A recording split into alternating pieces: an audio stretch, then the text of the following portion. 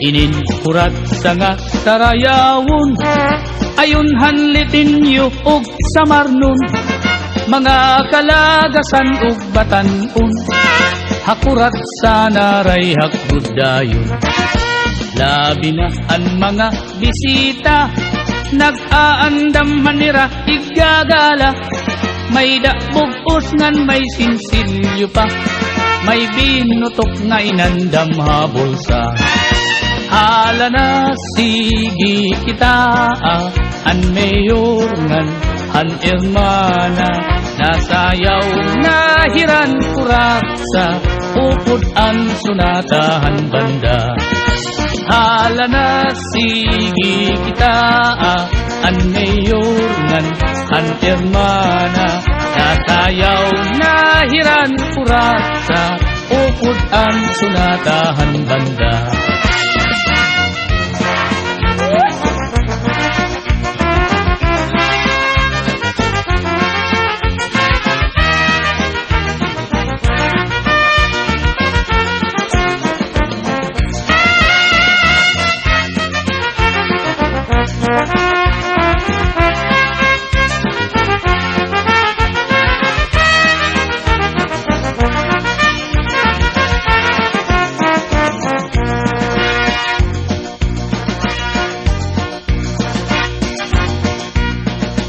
Sikat good labi kun may patron, mga dayo lain-lain nga nawong, an kadam-an na adto haplasa, nag-aarig hinpag kuratsa.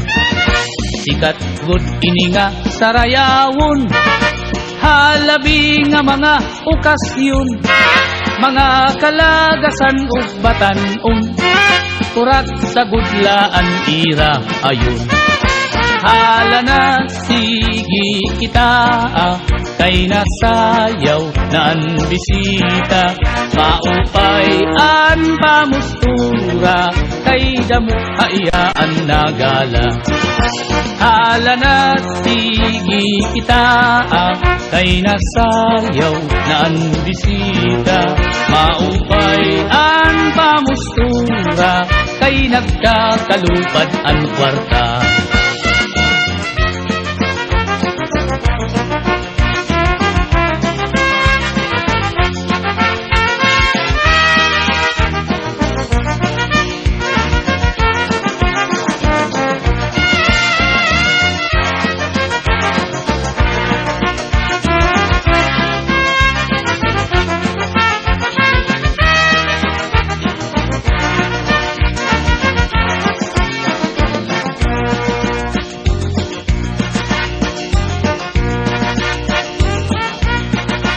May da bisita nga lagas na, kun nalakat nagtuturutumba, pero nan mimiling pahindaraga, nga iya ig-aadukin kuratsa.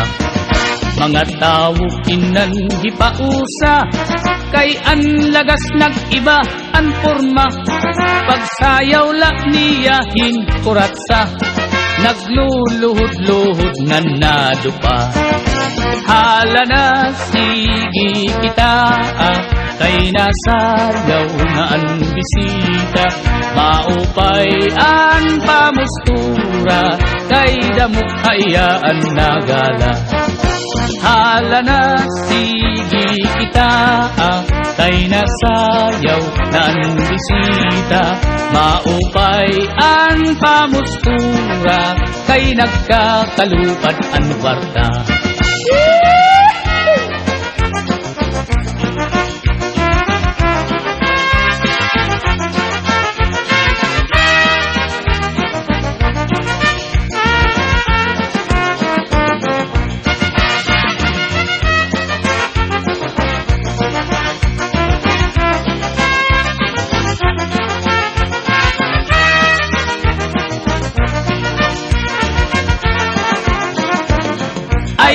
Ay nakikita, nakikita, an banungan, an kugita,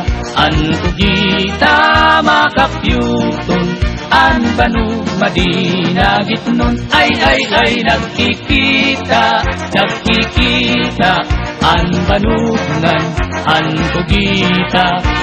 tugita makakyuton, an banug madinagitnon.